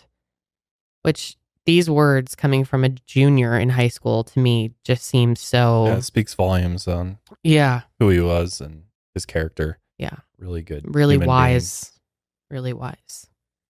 Mike, Tim's brother, told the New York Times that Tim really loved his flame orange hair. He fondly remembers that Tim was excited to get older and grow his version of a salt and pepper beard, which he would call a salt and paprika beard. Mike laughed at that memory, but then he stopped and said, I'm never going to see it. Oh, just heartbreaking, man. It really is. It's just so upsetting because it's so preventable. Like, if they had just fucking stopped being selfish pieces of shit and called the police once he fell, he probably would be here today. Or at any time throughout when he was in the house, dying. Yeah. Dying. Trying to get help. Clearly had tried to get up at one point. And What were these fraternity brothers so scared of? It doesn't seem like they get in trouble anyway, even if they get caught. So it's like there was no point to not get him help. Period. Nothing would have happened to him either way. Well, they're scared at the chance that they could be kicked off campus. That's all that they care about. Protecting themselves, protecting their brotherhood. It's, shrining but not secrecy. actually protecting their brothers in the brotherhood. Exactly. If it means that the rest of them get in trouble, then protecting the legacy of the brotherhood, the reputation. Sounds like a bunch of bullshit. It is a bunch of bullshit. It really is. And like when you think, obviously it's not an excuse, but all of these guys are kids. They're young. They're right out of high school. They're fucking clueless. And I feel like there should be an adult at the house at all of these fraternities and sororities at all times that are overseeing everything they're doing. Because it's just a bunch of kids. But it's not. They're all over 18. I know. But like, think of how young and stupid you are at that age. That they shouldn't be left alone to be making such vital decisions in these moments. But who watches over them? And they had a live-in There's advisor. no one's watching over But them. who- That's what I'm saying. Someone lived They had a in. live-in advisor. But where were they? Not there. Not doing anything. That's what I'm So- saying. Whether they were Yeah. there or not, they didn't do shit. Someone should be Exactly. there to stop that shit in an emergency, do something immediately, be observing everything that they're doing. Well, there was cameras too.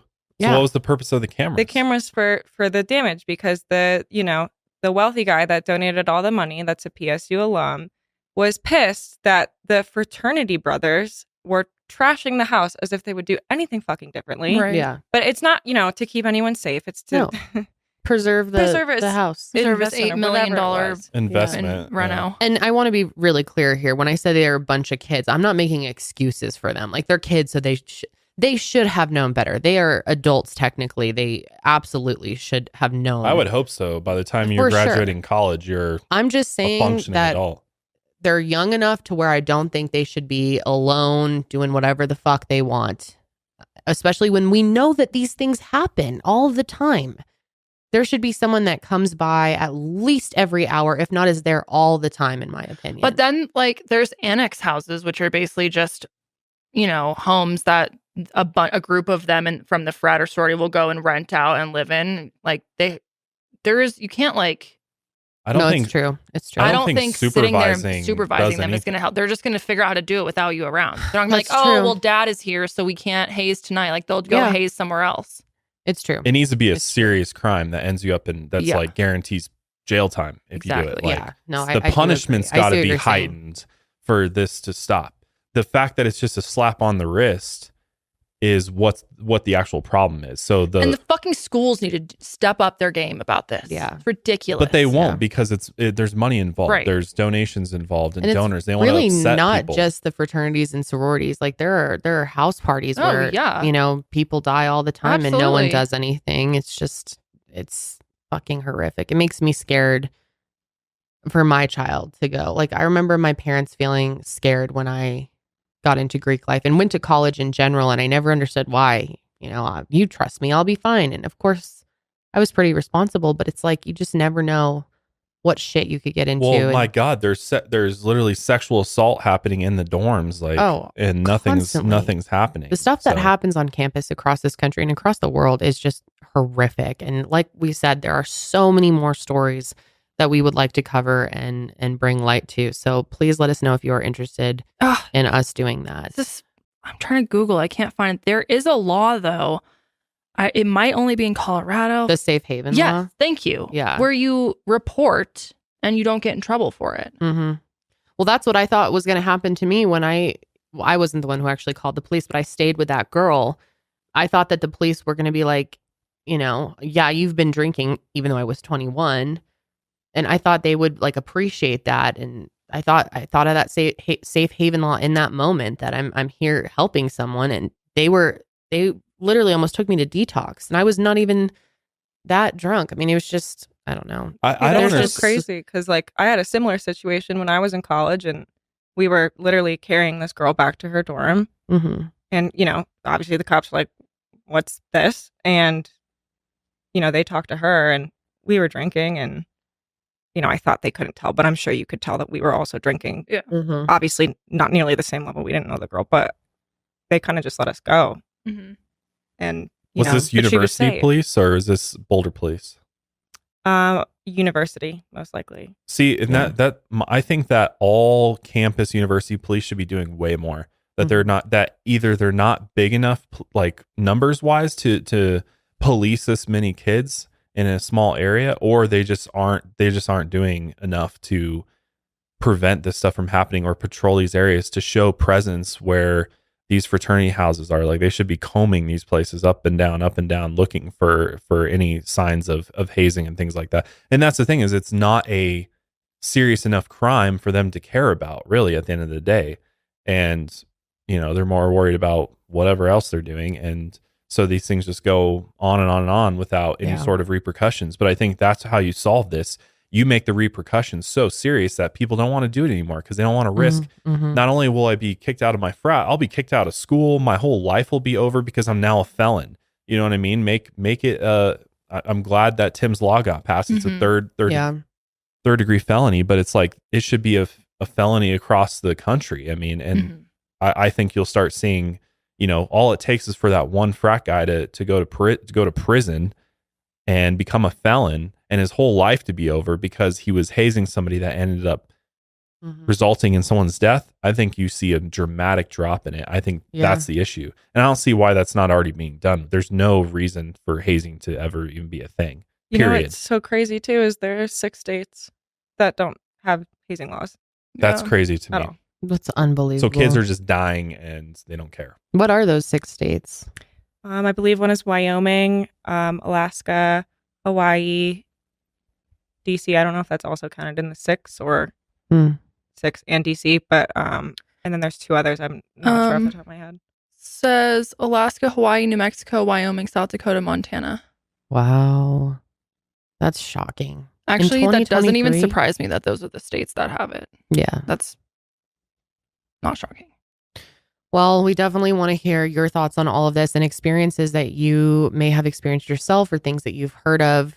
Because I think people should be well aware of these things if they're going to even consider rushing for a fraternity. Yeah, or maybe you're sorority. somebody out there who's headed to college, freshman year's coming up, and you're considering rushing. Be Like, careful. It's good to be, you know, at least know about these things and protect yourself. And check in on your loved ones too. Like, just working on this episode was so difficult because it's like I have a brother in college right now, my little brother, and I can't imagine anything happening to him.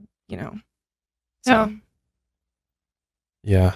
It's hard to think about, especially because college is supposed to be like the greatest time of your life. And, you know, you're going there it's really the transition from childhood to adulthood in a lot of ways. And so it's supposed to be this memorable time where you're really growing and kind of coming into your own. And it's certainly not supposed to be where you meet your early death.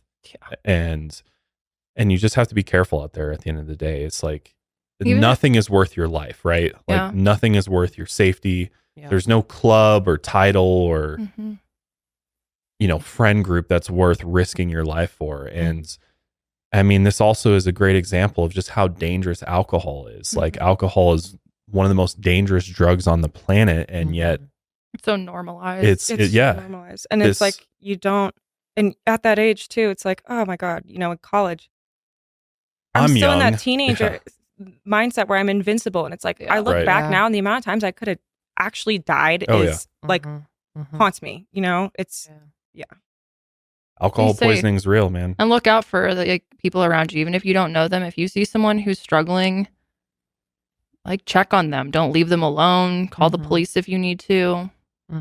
Yeah. And we need better mental health resources on college campuses. Yeah. Everywhere. It's a really bad problem. I mean, horrible. So. And if you are in a fraternity or sorority or just on a campus right now and you know of something happening, report it. I know it can be scary, especially if you're in the fraternity or sorority to stand up and to do that, but you could save someone's life. Yep. I mean, hopefully the school would actually do something with it, but that's the least you can do is try. Yeah, report I mean, it. college is temporary, man. Yeah. It's all temporary, and one day you're going to look back on it and be like, you know, it was an experience, but it's not the rest. You have your whole life ahead of you. There's so much more to life to experience, and at that time, college can seem like your whole world. That's all that matters, is getting into this fraternity, this sorority, this. But at the end of the day, it doesn't matter. It's not going to really do that much for you at the end of the day. It's just kind of what's cool and popular in the moment, but later on, it's like, who cares? So depressing. But yeah, who knows what Tim and all these other people that have died in these just ridiculously stupid ways, you know, that totally could have been prevented. It's so infuriating thinking of what impact they could have had on the world, and it was all lost for what?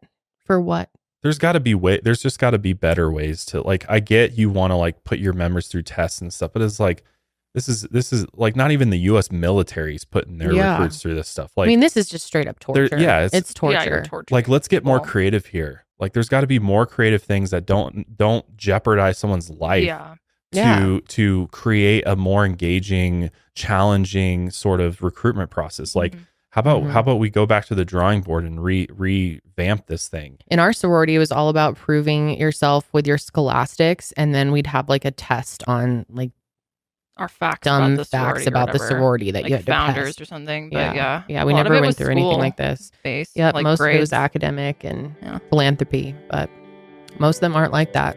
Yeah. Anyway, we want to hear from you guys. We will be back next week, of course, but until then, keep on taking your mind a mile higher.